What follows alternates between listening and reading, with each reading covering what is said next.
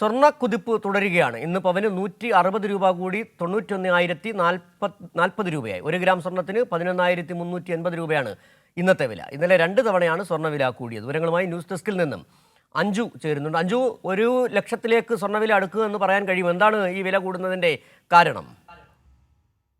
സിജു, സ്വർണ്ണവില സർവ്വകാല റെക്കോർഡുകൾ തകർക്കുന്നു എന്നൊന്നും നമുക്ക് പറയാൻ കഴിയില്ല. കാരണം ഓരോ ദിവസം കഴിയുന്നതോറും സ്വർണ്ണത്തിന്റെ വില അടിക്കടി കൂടിക്കൊണ്ടിരിക്കുകയായിരുന്നു. ഇന്നലെ 2 തവണ സ്വർണ്ണവില കൂടിയാണ് 90,000-ന് മുകളിലേക്ക് എത്തിയത്. ഇന്ന് സ്വർണ്ണവില 91,000 കടന്നിരിക്കുകയാണ്. 91,040 രൂപയാണ് സ്വർണ്ണത്തിന് വിലയായിരിക്കുന്നത്. ഇന്ന് പവന് 160 രൂപയാണ് പവൻ ഇന്ന് മാത്രം കൂടിയത്.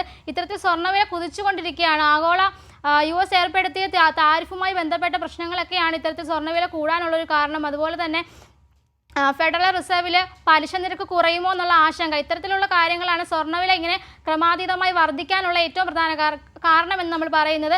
എന്തായാലും സ്വർണ്ണവില കൂടിക്കൊണ്ടിരിക്കുകയാണ്. ഇന്നലെ 2 തവണ കൂടിയ സ്വർണ്ണവില ഇന്ന് രാവിലെ 160 രൂപയാണ് ഇന്ന് രാവിലെ മാത്രം കൂടിയത്. 91,040 രൂപ ഒരു സ്വർണത്തിൻ്റെ വില കൂടി.